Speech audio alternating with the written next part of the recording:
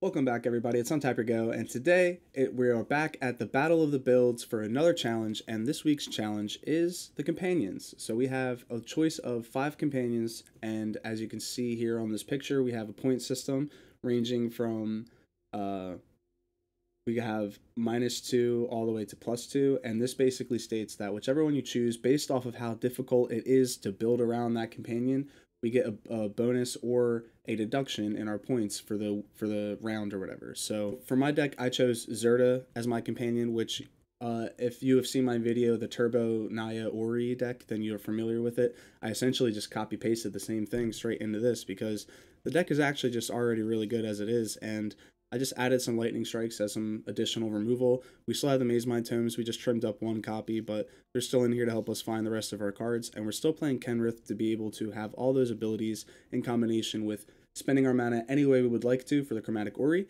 So for those who are not familiar with the deck, Zirda makes all of the activated abilities of all permanents except mana abilities cost 2 less to activate. So everything in the deck, permanent-wise, in the starting deck, has to have an activated ability. So for example, Maze My Tome taps to scry or taps to draw. Radha taps, or you can pay 6 to give her +X/+X, or we can use her to play the lands off the top, which is really what she's in here for. We have 3 more copies of Zirda in the main board because we want to see this as often as possible. We have Kenrith because he has 5 abilities on one card. This card is amazing. Ugin has an activated ability, which is a Planeswalker loyalty costs, and Chromatic Ori taps to draw 4 colors among permanents we control. And then we're playing Ironcrag Feat, so we can ramp out into Chromatic Ori as early as turn 4. And then with Chromatic Ori coming into play, we still have 5 remaining mana that turn that we can use to play anything else, like Kenrith, or play a Zirda and a Radha, or play a Maze Mind Tome, Shock something, Fire Prophecy something, which is in here is to put away cards that we do not want to see. If they're just like clogging up our hand, like our Ugins or something, we can tuck one away to draw a card, deal 3 damage to a creature. We have the 4 lightning strikes to hit the face, and the player, same with the shocks. Maze My Tome to draw, we already know. And then in the mana base, we have a mix of our basics. We're playing 2 planes only because we're only splashing. We're playing 2 planes and 2 forests because we're only splashing green for Radha, and we're only splashing white basically for Kenrith. The rest of the deck is essentially red, so you don't really need too much. And then we have the pathways, some temples, Crawling Barrens to be able to have a creature as another alternative win condition, Fable Passage to find our basics, and then in the sideboard, Red Cap Melee against mono red decks, Soul Guide Lantern against graveyard strategies, Cinderclasm against small ball creatures or creature strategies that go wide, Fry against blue-white matchup, so you can get through their counter spells, destroy their planeswalkers and such, Heroic Intervention to protect our permanents, a Phoenix of Ash and an Ox of Agonis to be able to have something out of the graveyard if we're going up some form of a mill strategy, or if we just happen to have a lot of cards in our graveyard. And that is the deck. So we're going to take this into round 1 against w1zardk1la, who is playing Obosh, and then round 2 we're going to be playing against risendragon, paired up against him again this week, and he is also playing Obosh. So we all have the lists, we have each other's lists, so we all know what to expect to play against each other. So these are going to be some very interesting games, and hopefully I get to play against 2 Obosh decks, so hopefully I get to beat one of them, and if I can beat both, that would be living the dream, obviously. So leave a like down below if you support this kind of content, if you enjoyed this gameplay video, and if you enjoy Battle of the Builds. And please highly recommend checking out all the people that I'll be leaving links down below. So also leave a comment down below if you have any suggestions, or if you would like to see anything next. Hit the subscribe button and the bell if you would like to stay updated and with all the content that's coming out, because I'm trying to get daily, so stay tuned for that. Let's take us into the arena in round 1 against w1zardk1la, and wish me luck. We are on the play. We get to go first. Very lucky, very fortunate. Is it triple? It's double the damage. Okay, so it's double. It's still threatening. This hand is okay. We could rely on Radha a little bit, but he's definitely playing creatures. He's playing removal, so this might not be a very good hand to rely on. Double Ugins is kind of rough. If we can hit an Ironcrag Feat and a land within the next 2 draws, though, I guess we'll be okay. We'll try it. We'll give it a shot. We'll actually start off with the forest, because we really only need 1 green source for the entirety of our deck to function in the main board, and that's Radha. So we'll play this out as a red source. We can play this out as a white source if we need it. Otherwise, we're just going to play it as a red source because we need triple red.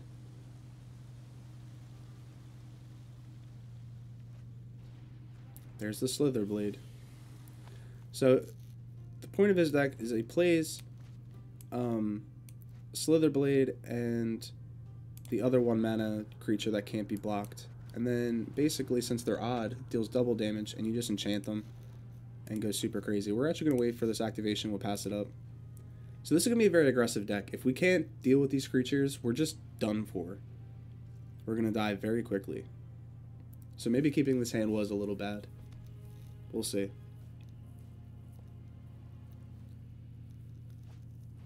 Yep, there's the Arcane Flight.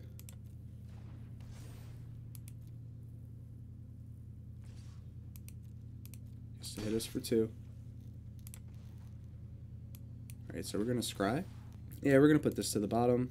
We'll keep the stop on our upkeep. We'll scry on our upkeep. Oh, we need the other red source, so we might as well keep it. Play it down. Play Radha. Card on top is a land. It's unfortunate, so we're going to keep a scry on our upkeep so we can put that away. We don't want that. We need some interaction. Also, sorry if my voice sounds funny or if I sneeze or cough throughout my videos for the next few days. I'm very not feeling good. So, a little congested, sore throat, all that good stuff. Alright, so we're going to scry on the upkeep, remove the stop. Yikes. All the lands in America. There's a lightning strike. That's really good for us. Okay, and there's an Ironcrag Feat. That's super cool. That means we get to follow up with an Ugin next turn. I'm loving this. Alright, let's all attack.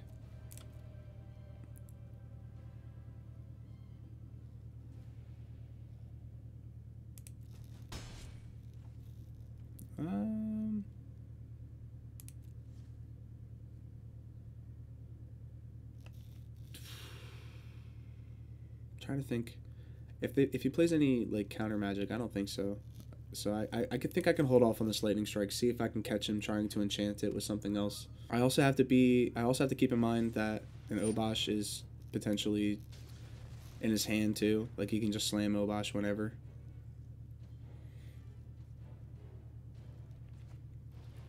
Alright, there's another Mistcloaked Herald. That's good for us. I mean, I could just take this damage and hold up the lightning strike since we're just going to be minusing on the Ugin anyway. Yeah, that's fine. Yep. So we're just going to take this 3 damage. Drew the Ironcrag Feat. Play our land. Play our Ironcrag Feat. And then just play Ugin.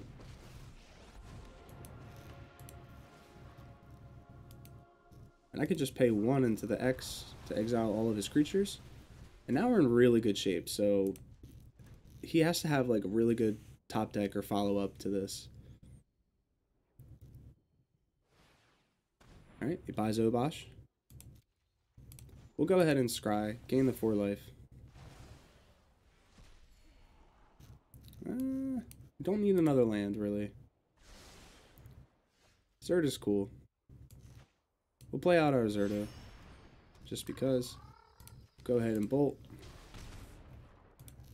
We'll pass it up.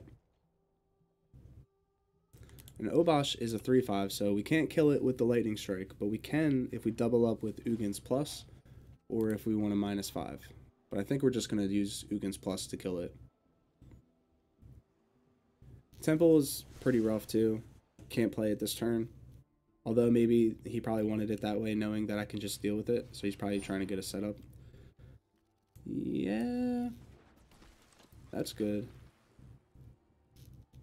Yeah, I'm gonna kill it.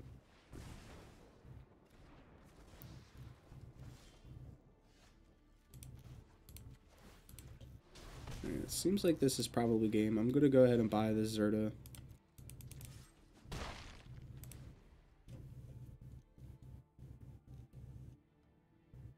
In case he deals with the one in play, we'll have a follow-up.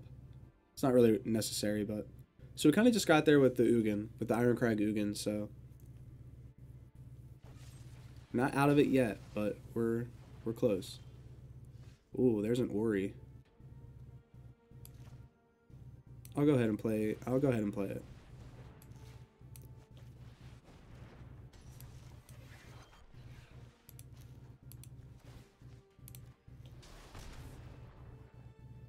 So I don't know why you can't tap the mana the turn it comes in for some reason. It's different. I don't know if that's designed to be that way, or if I just don't know.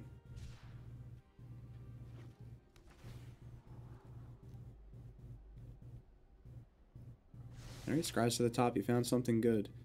Ooh, Kenrith is really good too. Kenrith is really good. So we're gonna go ahead and minus 10 on Ugin. Alright, so he forfeits. Going into game 2. So let's see exactly what was he playing. He has some blue creatures, some Rakdos. He's playing Obosh, so there's some red. Red cap still doesn't deal with Obosh, and that's not really good against most of the other stuff. I mean, I guess it hits the Storm Chaser guy or whatever. We're gonna bring in the Cinderclasms against the unblockable Merfolk. Could bring in Heroic Intervention. I'm not sure how relevant that actually is. Fry's not relevant. I don't think. We can bring in like one copy of Heroic Intervention. I don't think it's all that necessary. We'll go down one copy of Zirda. He plays enough creatures, so we know that we'll get the use out of all these cards. So I mean, I think I'm just gonna go down one Lightning Strike. Go down like one Ugin and one Kenrith. Try it like that. Try to be a little bit more lean against his deck. It's very aggressive, so cut a lot of the more expensive stuff. We got very lucky that last game with the Ironcrag feat. See if we can be that fortunate. Choosing to be on the play, obviously. And our opening hand has a good mix of lands, and we do have some spells that can interact with his creatures. So I think we should keep this. This seems pretty solid. We'll use the Fable Passage. It sucks we won't have that that red mana turn 1 unless we get lucky and draw into it. But if he leads off with a Merfolk, I would like to be able to immediately shock it.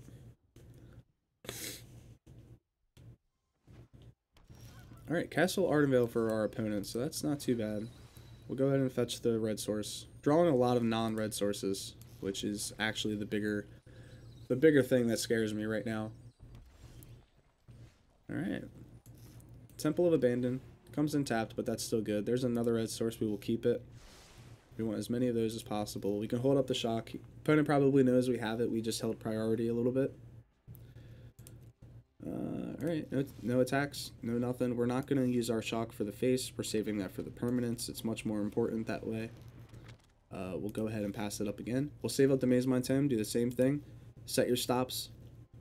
Always make sure, if you plan on using it to scry on your turn, set the stop first, because otherwise, if you try to set it on the end step, sometimes it gets tricky. We're going to take the Cinderclasm. He plays a lot of small creatures that we can kill with it, so we can remove the stop and we no longer need to use the scry function.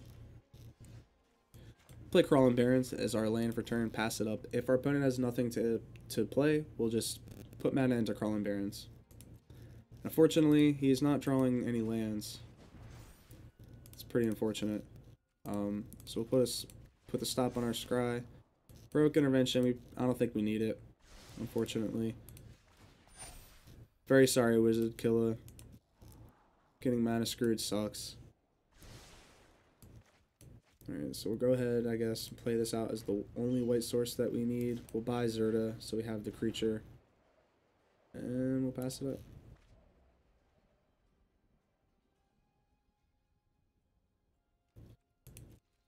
Alright. Put another stop.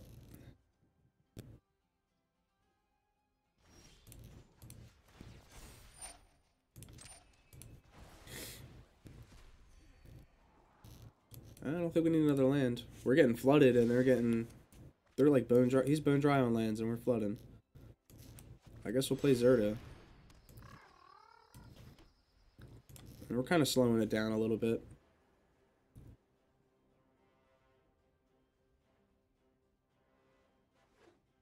Well, he got a land, so that's good.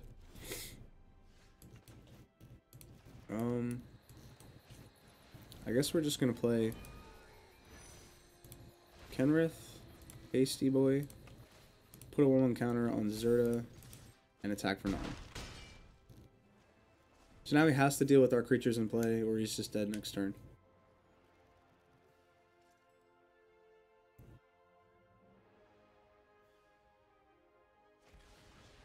Alright, there's the Mortify. Slows us down. And we don't have just... I don't think we have lethal yet with our damage, so it would be 4, 8... Yeah, no, so we would have lethal... Oh, wait. Hold on. Take action.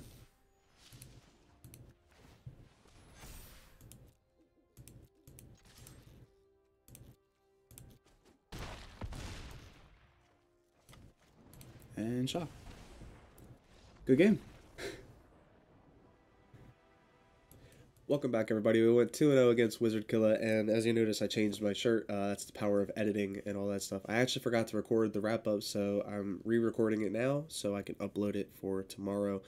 We also have round 2 tomorrow against risendragon Gaming. We got paired up against him again this week, so hopefully we can get 2-0 again, and if we do, then we'll be up, I believe, 8 points this week, if we can manage to do that. So, wish me luck on the next round, and thank you for watching, everybody. If you liked this video and this content, please leave a like on today's video, leave a comment down below if you have any suggestions and all that good stuff.